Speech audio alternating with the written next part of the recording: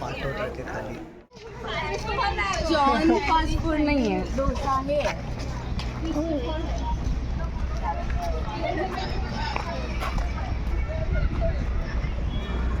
तर मित्रांनो फायनली आपण पोचलो चारकोपच्या राजाला. आणि चारकोपचा राजा हा कांदिवलीच्या स्ट्रीटच्या इथून आपल्याला रिक्षाचे फक्त 30 रुपये लागले. 30 रुपयामध्ये आपण चारकोपच्या राजाला पोचलो आहे. चारकोपचा राजा सेक्टर 3मध्ये लोकेटेड आहे. आणि इथं तुम्ही बघू शकता गेट चारकोपच्या राजाचा. तर आता जाऊया आपण आतमध्ये आणि बघूया चारकोपचा राजा हा कसा दिसतो आणि कसा त्याचं डेकोरेशन आहे आतमधून.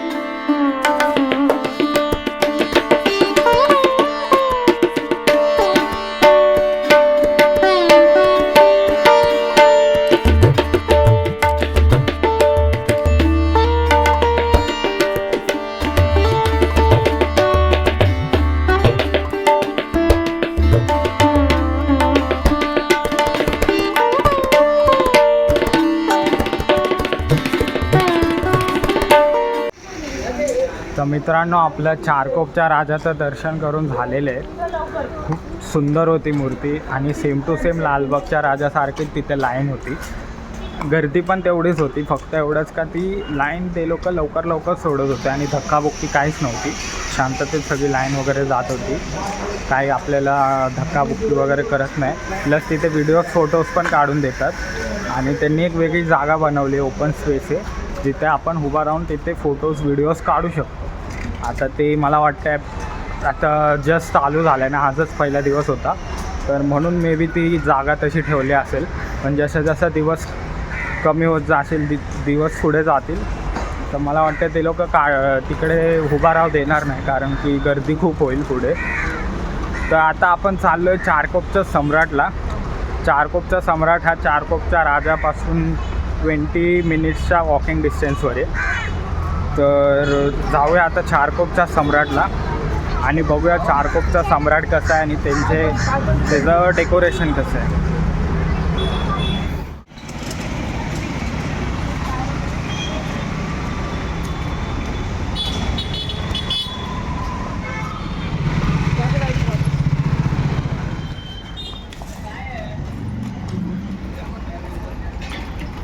अभी ये बंद कर दो, ये बंद कर दो आप. एक कपड़ा मार के दे दो उनको.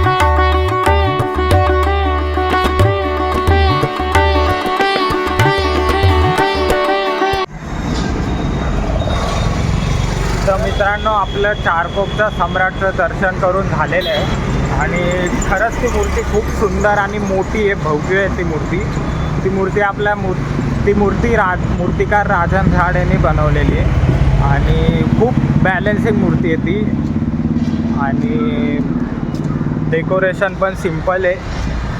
त्यांची लाईटीचा जरा इश्यू होता, त्यांचा लाईट इतकी बरोबर नाही आहे, खूप अंधार होता. तुम्ही व्हिडिओमध्ये बघितला असेल, लाईटीचा जरा इश्यू आहे, पण मूर्ती खूप सुंदर आहे, डेकोरेशन पण फार सुंदर आहे. मे बी ते लोक काहीतरी काम करत होते तर लाईट बंद वगैरे केली असेल, असा अंधार ठेवणार नाही मंडपात. तर खूप छान होती मूर्ती. आता आपण चाललो आहे चारकोपच्या विघ्नहर्ताला. चारकोपचा विघ्नहर्ता हा चारकोपच्या सम्राटपासून एक 15 मिनटाचा वॉकिंग डिस्टन्सवर दाखवते. तर आता जाऊया आपण चारकोपच्या विघ्नहर्ताला आणि पाहूया ती मूर्ती कशी आहे.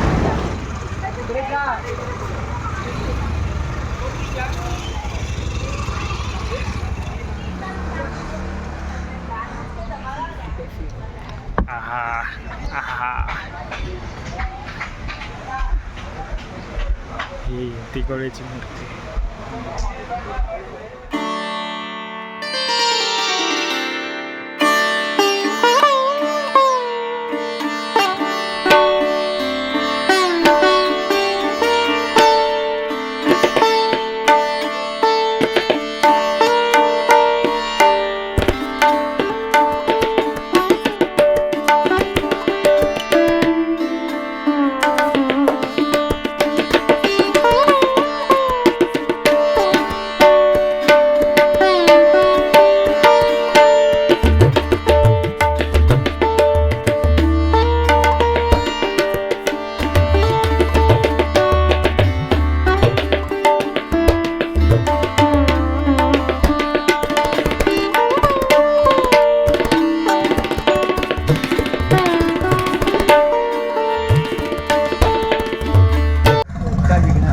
तर मित्रांनो, आपल्या चारकोपच्या विघ्नहर्ताचं दर्शन करून झालं.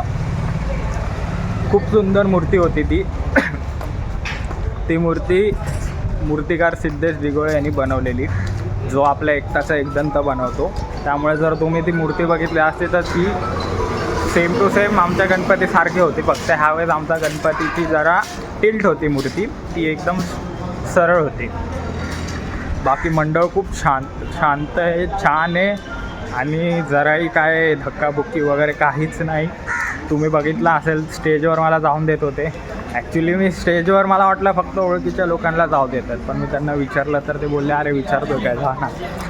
तर गेलो, मस्त खूप वेळ मी व्हिडिओ काढले, खूप जवळ गेलो मूर्तीचा, तरी कोण काय बोललं नाही. छान पद्धतीने शूट झाला, सगळे फोटो बिडो सगळं काढलं, कोण काय बोललं नाही.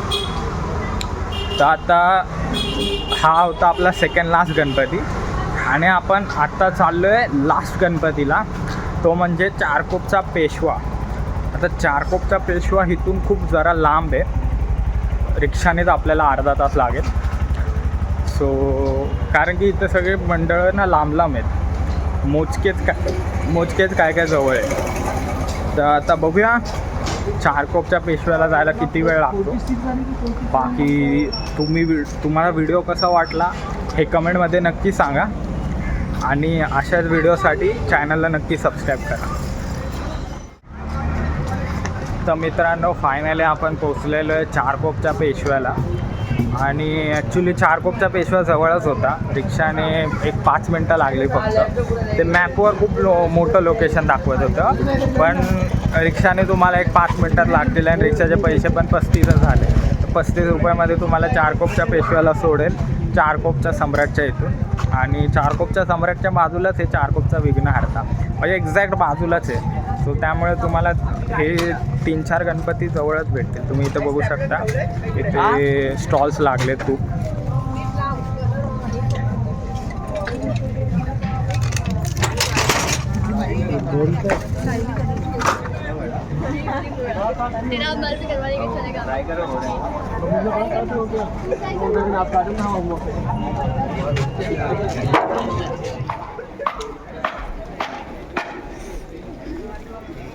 पाठवतात ते खाली.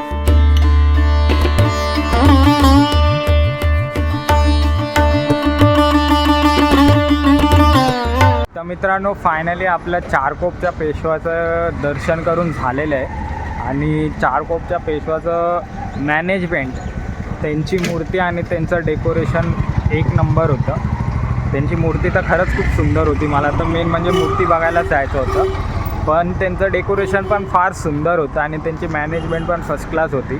म्हणजे प्रॉपर लाईन होती त्यांची.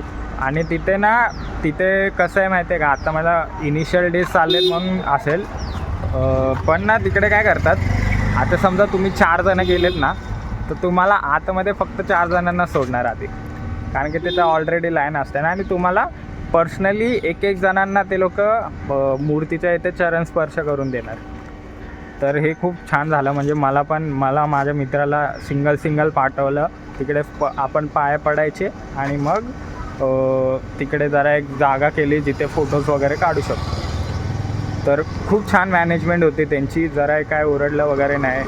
मूर्ती पण फार सुंदर होती, डेकोरेशन तर एकच नंबर होतं. आणि तिथे खूप सारे स्टॉल्स पण लागलेत, तर तुम्ही तिथे खूप काय विकत घेऊ शकता. जसं का दागिन्यांचे स्टॉल आहेत, परत किचन वगैरेचे स्टॉल आहेत, खाण्याच्या पदार्थाचे स्टॉल आहेत, जसं का लोणचं आहे या इमली वगैरे. खूप सारे म्हणजे लहान मुलांसाठी पण खेळण्यांचे स्टॉल आहेत, दागिन्यांचे स्टॉल आहेत. तर मला तर खूप आवडलं. आता आपण दुर्मिळला माझा मित्र सकाळपासून फिरतो आहे माझ्यासोबत, पण मी त्याला ब्लॉगमध्ये घेतलं नाही. तर आता आपण त्याला विचारूया का त्याचा एक्सपिरियन्स कसा होता माझ्यासोबत फिरण्याचा आणि सगळ्या गणपतीचा.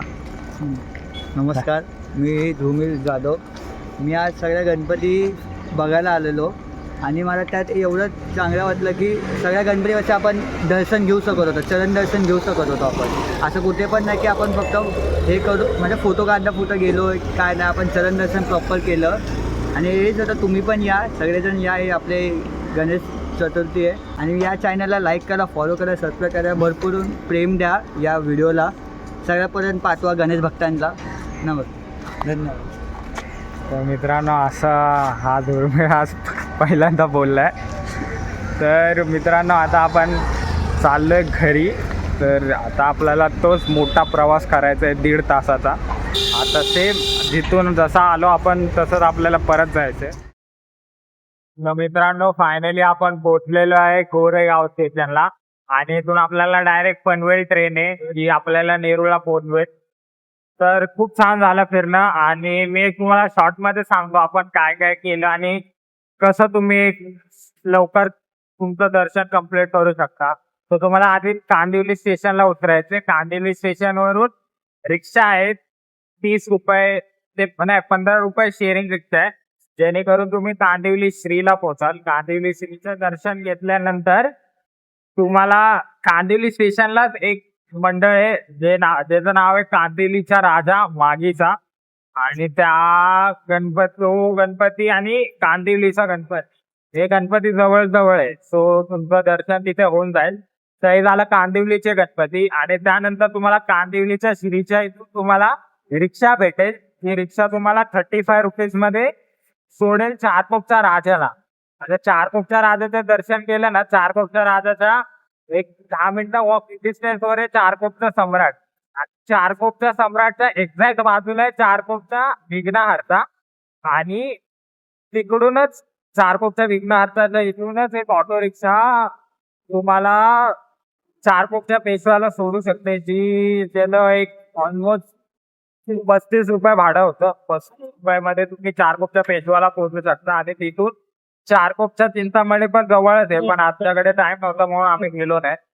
सो असं काय पूर्ण एक तुम्हाला एक शॉर्ट मध्ये सांगितलं मी का दोन्ही व्हिडिओचा मिळून इझिली कसं सगळं करू शकता. सो छान होता एक्सपिरियन्स. मंडळ पण खूप छान होती, सगळ्यांनी खूप चांगला सपोर्ट केला. तर तुम्हाला व्हिडिओ कसा वाटलाय कमेंट मध्ये नक्की सांगा. आणि चॅनलवर नवीन असाल तर चॅनलला नक्की सबस्क्राईब. भेटूया आता पुढच्या व्हिडिओ.